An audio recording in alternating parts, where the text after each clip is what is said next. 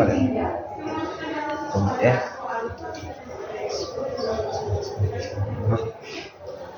Masih ada yang lagi.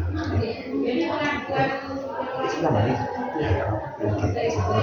Oke, sabar banget ya.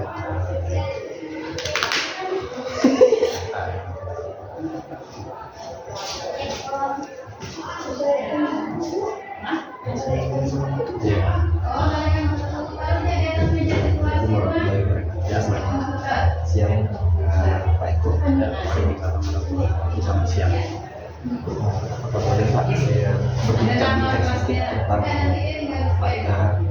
pelajaran PJOK di sini dan bagaimana sekolahnya Pak? Ya,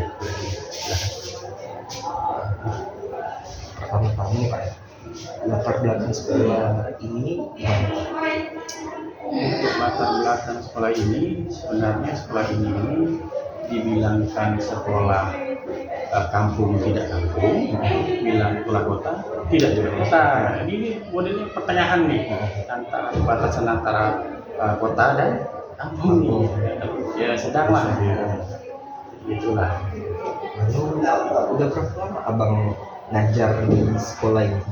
Saya mengajar sekolah ini dari tahun 2017 sampailah sekarang di tahun 2023. Sebelum di sekolah ini Bapak pernah nggak ngajar di sekolah sebelumnya? Ya pernah, saya biasanya ngajar di sekolah ini aliyah yang di bawah naungan Menak, yang di Pondok Pesantren Kuala Falah Rasidin. Waktu saya itu kan masih honor ya, jadi masih mencari job-job di luar lah ya, jadi ngajar di luar sekolah. Lalu yang menyebabkan Bapak pindah dari sekolah sebelumnya ke sekolah sekarang? Pindah sih, lebih ke ketika saya lolos, kan saya kan ada SMP di kita waktu itu dan baru lulus juga di tahun 2023. Makanya saya lebih mengabdikan ke negeri, jadi misalnya saya nggak saya ngajar itu dua bersamaan di alias di sini saya jadi bersamaan dua sekolah ya. Selama Bapak ngajar ada nggak kendala ya selama mengajar mahasiswa atau murid-murid? Selama di kelas? Ya, jelas. Kalau dibilang kendalanya pasti ada, ya. Pasti ada. Kendalanya ya namanya setiap manusia ya. Pikir rambut sama hitam, tapi pikiran kita tidak bisa tebak ya. Sama banyak kendala. Menurut kendala itu Bapak pernah marah nggak waktu di kelas? Kalau dikatakan marah itu ya wajar, marah ya manusia ya. Ketika kita lagi emosi ya marah, tapi semarah-marahnya kita tidak bisa melampiaskan dengan tindakan atau dengan perlakuan itulah. Paling biasanya marah dengan teguran. Teguran itu pun kita lebih ke mendidik anak supaya lebih baik.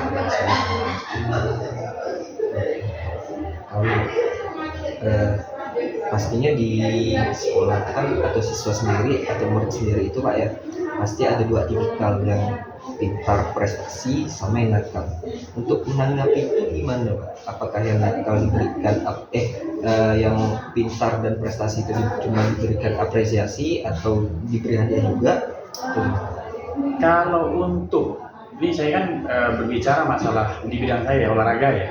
Kan olahraga ini kan untuk prestasi yang banyak, seperti ya mungkin dia itu mampu mewakili Pomda misalkan untuk lari sprint itu misalkan itu ya.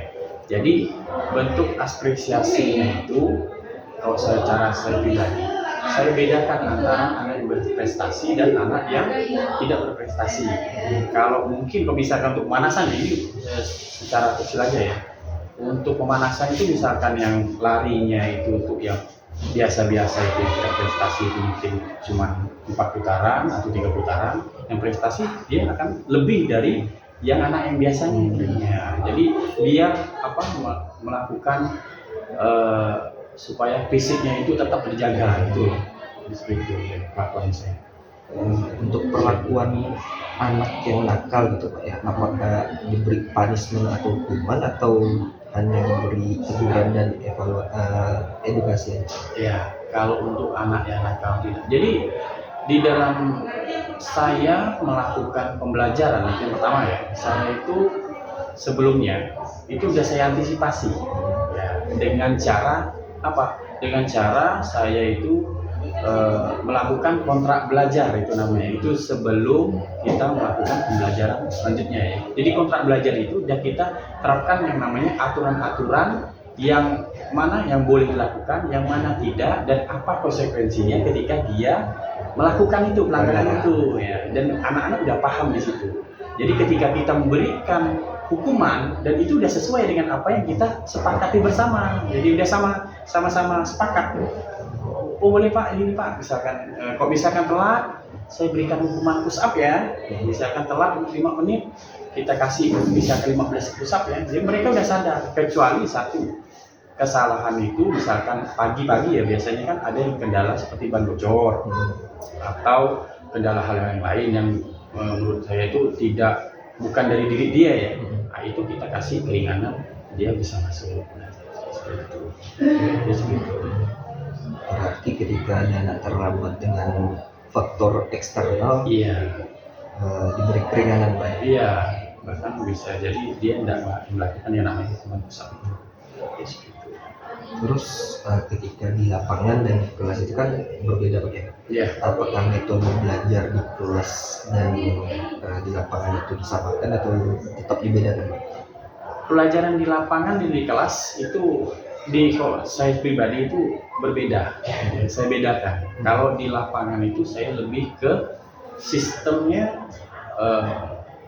ke komando, satu arah dari saya. Jadi biar enak untuk kita mengaturnya. Tapi kok di kelas itu lebih ke ceramah ataupun pendekatan yang teori seperti itu.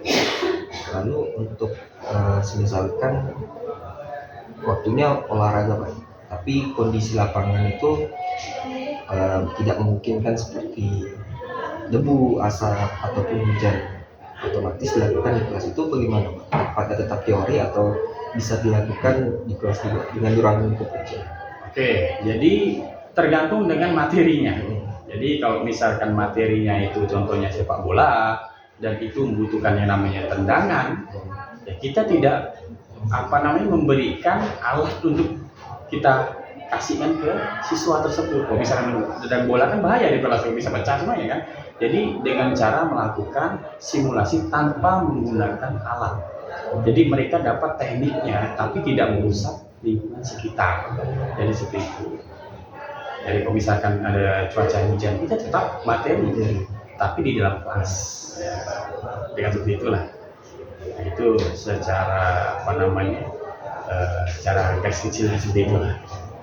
Lalu untuk semisal ada tugas teori gitu Pak ya, apakah ada interaktif tanya jawab di antara guru dan murid atau hanya satu arahan teori itu saja Pak? Biasanya kalau saya memberikan itu biasanya ada di akhir evaluasi ya. Itu ada pada saat memberikan pelajaran juga sama, terakhir tetap saya lemparkan pertanyaan ke siswa, ada tanya jawabnya di situ dan ada antusias siswa juga terhadap materi yang kita ajarkan. Ada yang tidak tahu tentang kebugaran jasmani, dia tidak tahu apa itu kebugaran jasmani, pasti dia bertanya di situ seperti apa sih mengukur anak. Itu kan anak-anak kan tidak paham tuh. Nah, jadi kita bisa ya, jadi situ adalah interaksi tanya jawabnya. Dan evaluasi tetap kita lakukan ya, biasanya memberikan soal untuk evaluasi akhir, mengukur sampai mana pencapaian siswa terhadap apa yang telah kita berikan. Berbicara tentang evaluasi tadi Pak, selain yang tadi itu apakah dilakukan evaluasi lain selain yang tadi Bapak sebutkan? Mungkin habis pembelajaran ada edukasi lain, mungkin setelah pembelajaran ini tanpa diberi soal kita mengevaluasi bersama-sama. Kalau itu lebih ke refleksi, refleksi. Ya. Jadi refleksi itu kita melihat apa yang hasil yang telah dilakukan, apa kekurangannya. Nah itu kita lihat sama-sama apa yang kemudahan, apa yang mudah atau apa yang sulit itu kita bahas di akhir biasanya setelah pembelajaran. Jadi seperti itu. Misalkan ujian biasa praktek ini ada dua, bisa ujian praktek ya di lapangan setelah kita kan karena kita olahraga ya, pasti ada prakteknya. Ujian evaluasi yang kelas itu yang teori yang pakai soal itu, itu ada dua. Jadi refleksinya sudah dilakukan sesuai loh Pak. Iya, sesuai setelah mereka dapat yang namanya praktek ini yang di lapangan ini biasanya praktek maupun teori lah setelah akhir pembelajaran kita refleksi. Mungkin itu saja Pak yang bisa saya tanyakan untuk bagaimana sih di lapangan atau di kelas mata pelajaran pendidikan jasmani ini. Insya Allah mungkin akan saya gunakan data-data ini untuk memperkuat proposal skripsi yang saya ajukan. Terima kasih Pak, sudah banyak membantu. Iya, sama-sama. Saya tutup. Wabillahi taufiq wal hidayah. Wassalamualaikum warahmatullahi wabarakatuh. Waalaikumsalam warahmatullahi wabarakatuh. Ya Allah, Allahu Akbar. Aduh.